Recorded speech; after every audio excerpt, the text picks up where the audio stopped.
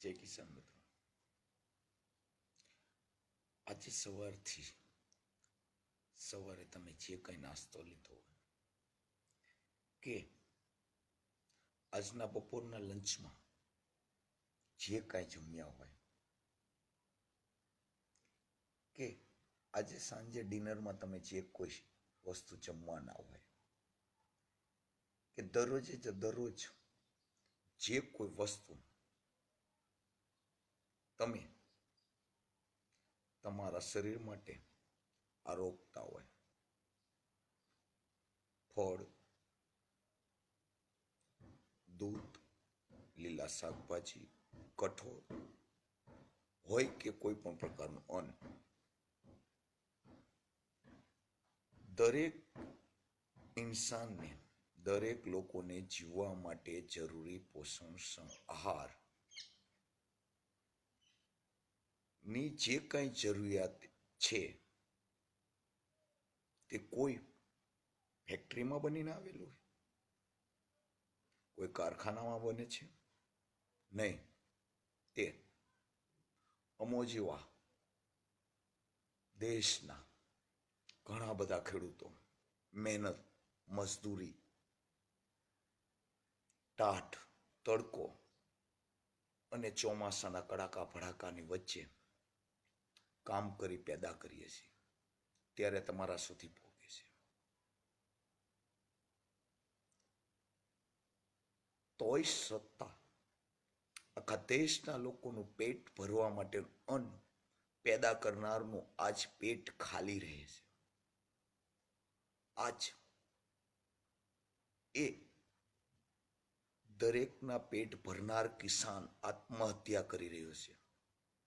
કેમ? તેને કુદરતની તો થપ્પડો લાગી રહી છે, પરંતુ આપણા દેશની સિસ્ટમ પણ ખરાબ છે. જે 1 મહિના પહેલા અડદ દાળ, મોંઘવારી, ઘણી બધી મોટી મીડિયા હાઉસ વાળાઓ દેશ તકલીફમાં છે. અડદની દાળ 210 રૂપિયા પહોંચી ગઈ, તુવેર દાળ આટલા રૂપિયા પહોંચી ગઈ, ફલાણા ઠીકણા. તેની પાછળની હકીકત તમને ખબર છે? જે અડદ 1800 રૂપિયા વેચાતો તો તે અડદ 20 કિલોના 1800 રૂપિયા હતા. તે અડદના હાલ ખેડૂતને કેટલા મળે છે ખબર છે? 20 કિલોના ફક્ત 1000 રૂપિયાથી 1100 રૂપિયા. જે ભાવ તેને પેદા કરવા માટે જે ખર્ચ થાય છે એટલા પણ તેને મળી નથી રહ્યા. ત્યારે આ દેશનો ખેડૂત, અમારા જેવા લાખો કરોડો ખેડૂતો ખેતી છોડી દેશે, ખેતી કરવાનું બંધ કરી દેશે, ત્યારે તમારા રસોડાનો ખોરાક કોઈ કારખાનામાં પ્લાસ્ટિકના દાણાથી બનેલા અડદથી તમને પોષણ મળશે? પ્લાસ્ટિકના દાણામાંથી બનેલ ચોખામાંથી તમારા ઘરના ચાવલ બનશે? એકવાર વિચારો. દેશના જવાન હશે તો તમને સુરક્ષા પ્રદાન થશે, અને દેશમાં જ કિસાનો હશે તો જ